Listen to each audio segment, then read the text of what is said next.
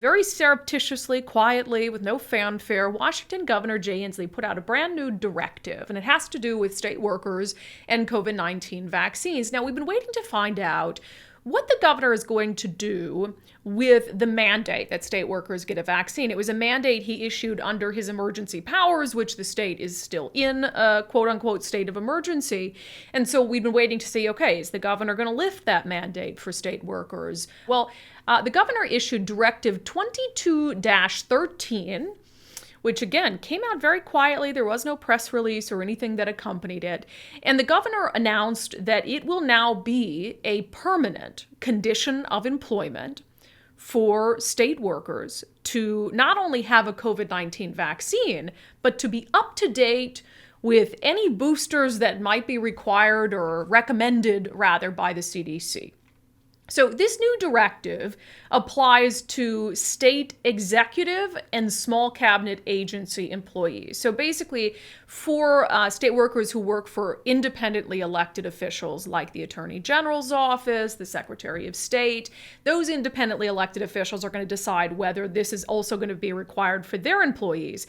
But for the state workers that are covered in this directive, all new employees, as a condition of employment, must be vaccinated against COVID-19 with the most up-to-date vaccination, including any additional doses or boosters as recommended by the U.S. Centers for Disease Control and Prevention. It will also be a requirement for current employees as well to be up-to-date on vaccines and to be boosted if recommended by the CDC. Obviously, if you're in a union, some of these things are going to have to be bargained. And then the governor ending this by saying, I recognize the difficulties of implementing this directive to maintain the health and reduce the long-term impacts of COVID-19 on our state workers. I call upon our higher education institutions, boards and commissions, and other separately elected officials to consider similar requirements within their agencies and jurisdictions. The governor saying this is to address the continuing threat and ensure the health of our workforce. Look. I really can't believe that we're still doing this. This directive is coming from a governor who is fully vaccinated and boosted, yet just got COVID-19.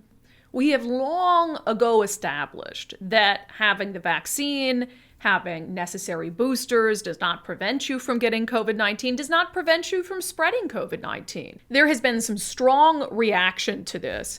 The Libertarian Party of Washington says Governor Inslee is obviously exploiting COVID-19 as a political purge. COVID-19 vax policies should be seen as nothing else going forward. These policies have nothing to do with health. And I've seen a lot of responses in this regard, basically saying that this is the governor trying to purge like Republicans from working in state government or in state positions. J.T. Wilcox, of course, the ranking Republican in the State House of Representatives, responded to this saying, you might be okay with this, but a governor who will dictate endless boosters for employees will feel little hesitation for future incursions into your affairs. And I think that's the thing. How many boosters have already been recommended? And the governor is talking about this as a permanent thing where you have to be up to date on what the CDC recommends for boosters. Well, there are multiple articles from mainstream news publications. Here's NBC saying that COVID booster effectiveness wanes after 4 months. So again, is the governor going to mandate that you have to go to a doctor every 4 months and get a COVID vaccine booster if that's what the CDC recommends?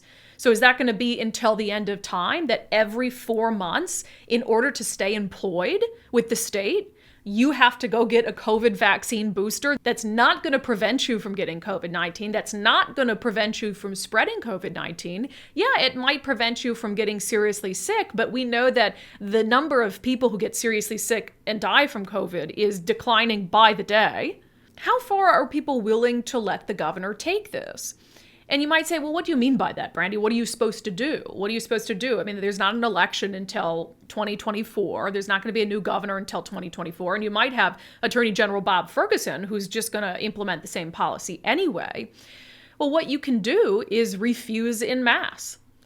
They cannot fire every state worker. They cannot afford to fire 20% of state workers or 30% of state workers.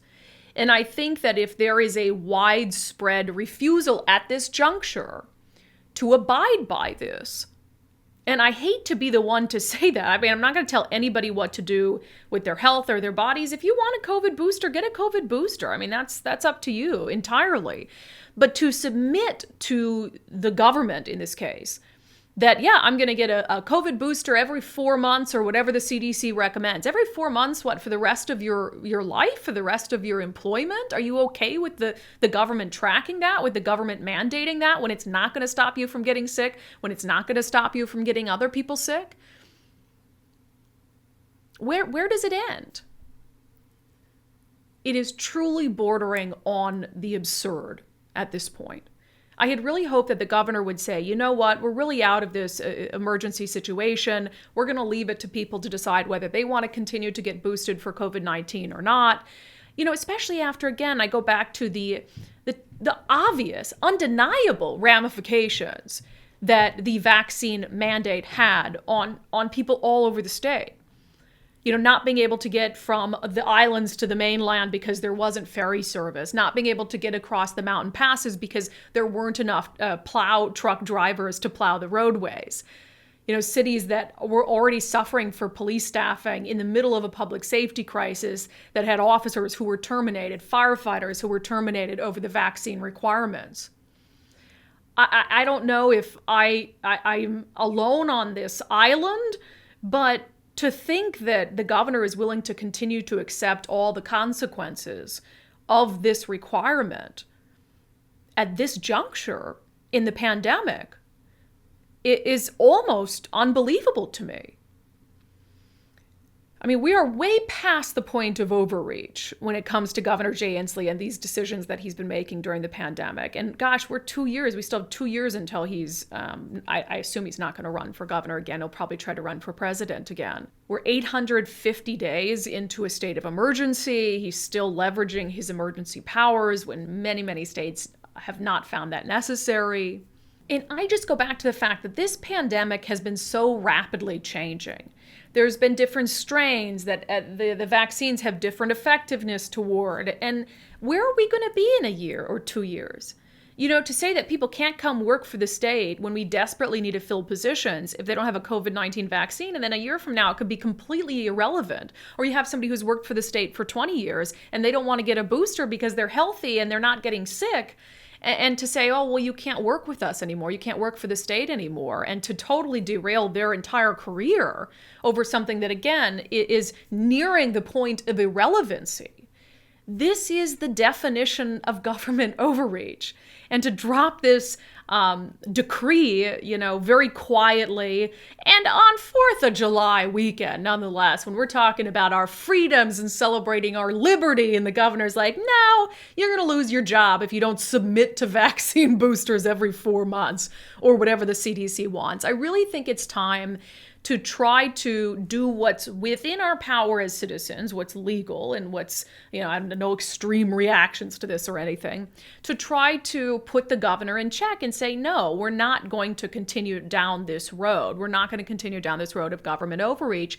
I tend to believe that the most effective way to do that is just to have en masse a refusal to, I mean, not necessarily get the booster. You might want the booster, but that doesn't mean you can't refuse to submit to the government that you're getting this booster as often as it's required by the CDC. I do wonder if there's anybody out there who's coming around to this, who has agreed with everything the governor's done, but who just thinks that this mandate in perpetuity goes too far. I'd be curious in hearing from you. tips.undivided@gmail.com. If you like this video, make sure to become an Undivided subscriber to help us grow this mission to give common sense a comeback. You can do that in 2 ways, at patreon.com/undivided, or by becoming a contributor on my Locals community, brandikruse.locals.com. Thank you to the founding sponsor of Undivided, 1530 Mortgage. Visit them at 1530mortgage.com.